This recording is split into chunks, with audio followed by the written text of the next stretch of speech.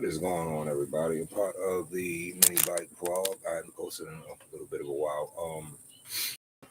We actually just grabbed up the 420 to the upcoming Baja Warrior build. When we're going to start it, probably when the weather actually warms up a little bit. I asked a couple questions on the motor mount plate, and I got a couple of different answers on it. Whether or not if I should just swap the motor out, or whether or not if I should just go hit on and decide to make things a little bit more easier on myself. So what we're going to do is just make things easier, of course, and then we're going to go through the process, which I already put the clutch on. We have to finish making a gas tank, and it's really a matter of alignment, bolt. I mean, it's not really a complex thing.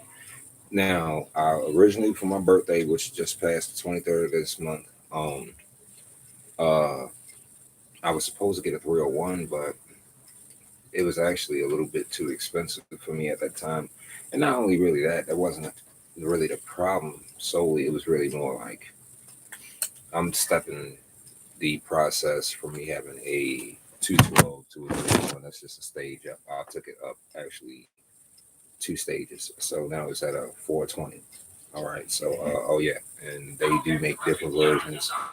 I will say Simpson base motor mount plate is about 4 inches going across. I think about maybe close to maybe 10 inches going to the 10 to 12 going lengthwise. But either way, the measurements add up toward the exact same measurements for a 301 plate. So if it measures up to that exact amount on a 301 plate, then it will add up to the exact amount when it comes to most 212, but it'll just be a bit of a hairline crossing when it comes down to like mounting the bolts. You'll still be able to accomplish it. It's just a bit of a tight fit, you know. It's on the hairline, so I think it really would actually make out a whole lot better if just a new plate, and like a guy told me that he went ahead and just swapped the motor out. When he swapped the motor out to his 301, he ended up he didn't put a new motor mount plate, but he ended up still ordering it. And I guess by around the time that it came, he didn't cut the plate off, and all he did was mount the plate on top of the old existing plate and run some spacers in between, like basically a sandwich, and it keeps the motor from moving. I mean, that's what the motor mount plate is for, right? I mean, you don't want to sit up there and just call yourself not forgetting. You can forget anything else. All right. The one major thing you do not want to forget is not only not having your throttle hooked up, make sure you please have your motor completely bolted down. I'm talking about not even man tight, he-man tight. He-man tight. That's what you want. You don't want to sit up there. Now you really can't. You really can torque it down to spec, but who really does that? I don't know. I mean, I've always tried He-Man tighten. If anything, put some blue Loctite around the nuts, so that way you don't ever have to worry about. Because I've seen a guy just recently get on his bike on a video, and somehow the engine got tossed off. Now he had to been doing no more than about maybe 7 miles per hour, and the engine was majorly rattling then. So that was a major sign, but it kept on going, and then the motor just got tossed. Because of the major vibration. What's crazy was he still had bolts on it, and I think it was like a couple of zip ties on the back. Because he didn't want to have to pay. I think it's like a good $3-4, for two more bolts and nuts, and maybe some lock washers. But that's neither here nor there. Those are the things you don't want to do, and those are the things you don't want to.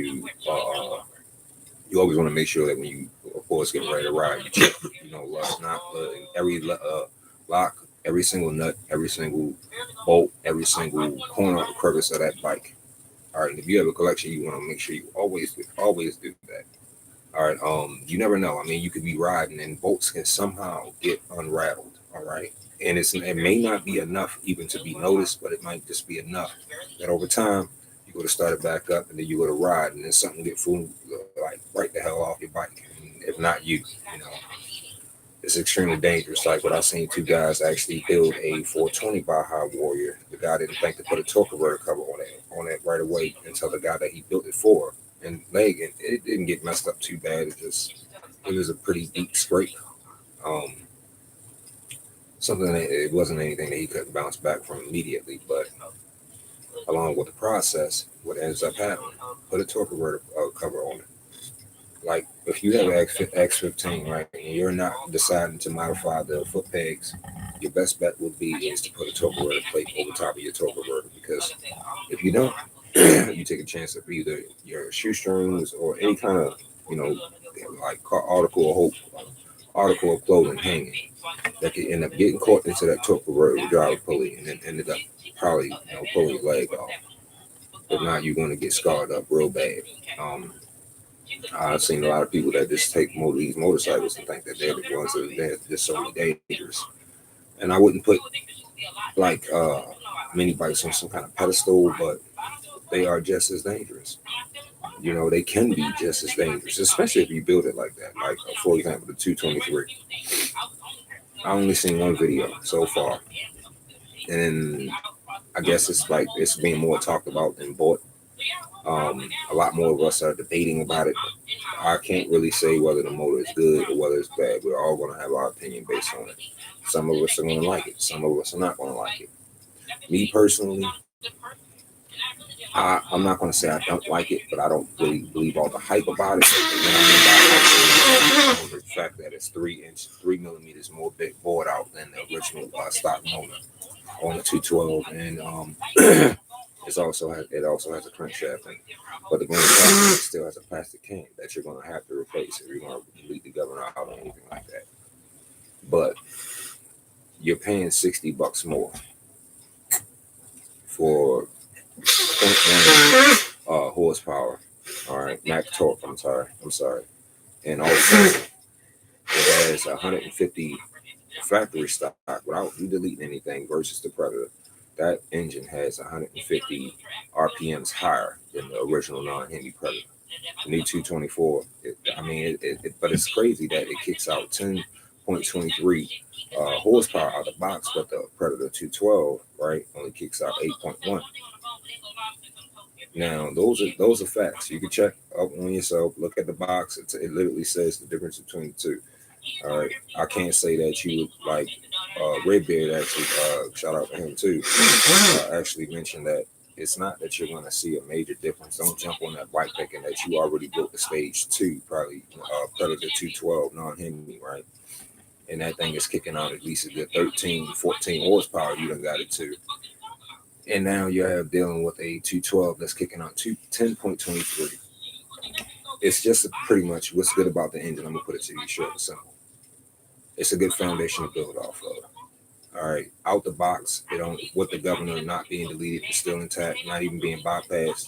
It's only going to kick out 35.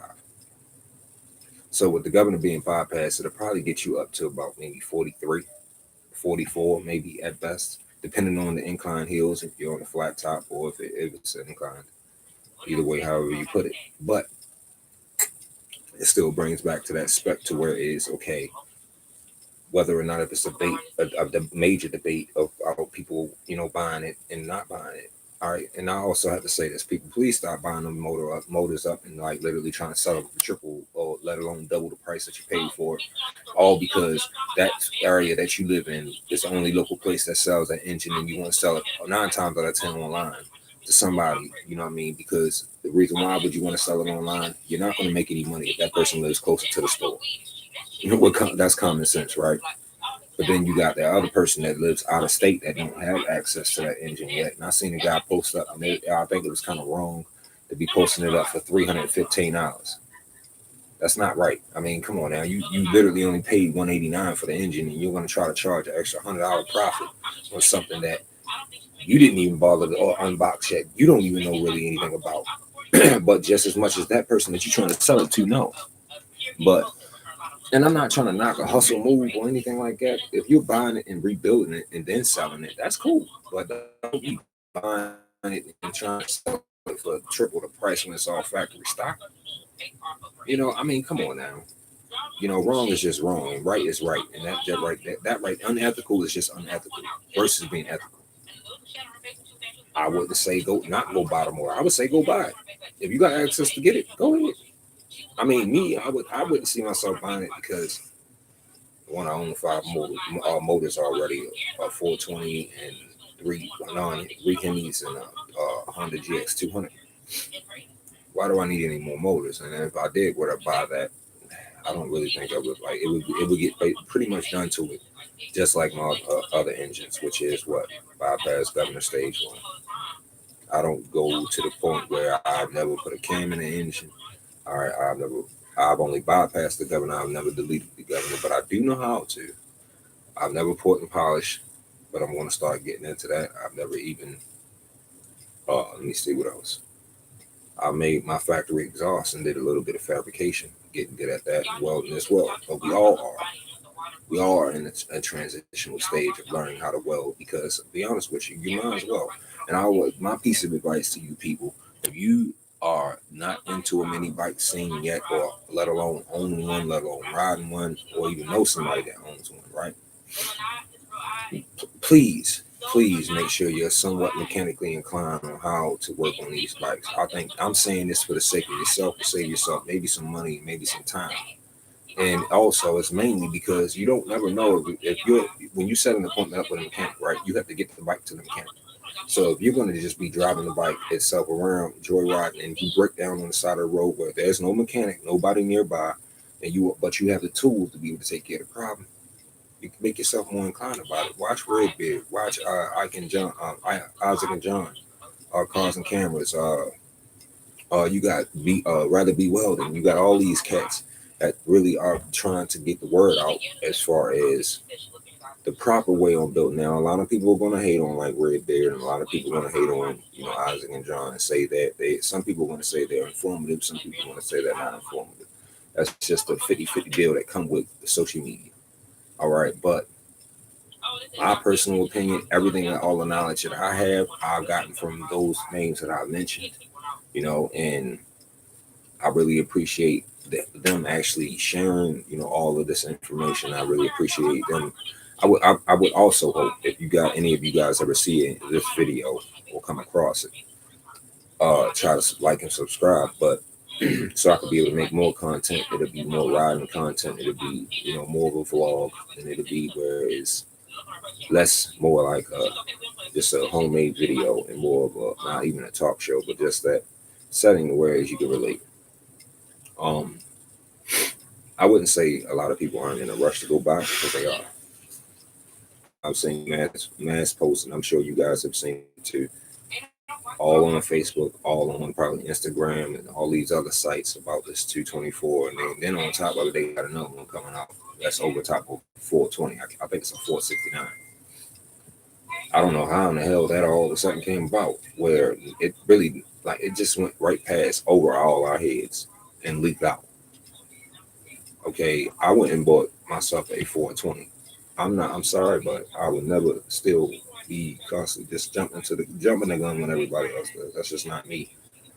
But it's cool for someone else if they don't have a motor and they literally want to get into building. They want to probably get into racing too. It's a good block to build off of. Has a stroker cam in it and 3 millimeters bored out more than the Predator 212 non-Hemi.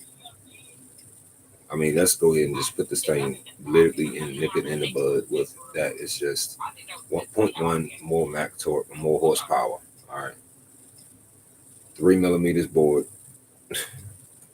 stroker crankshaft. I've been hearing people literally debate so much about it. Like, you shouldn't buy it or you should knock it. You just that and the third. Like, that's what social media does. It causes us to have a little bit of friction whenever we're expressing our own personal opinions. I guess we may have forgot that along the way. That's called freedom of speech.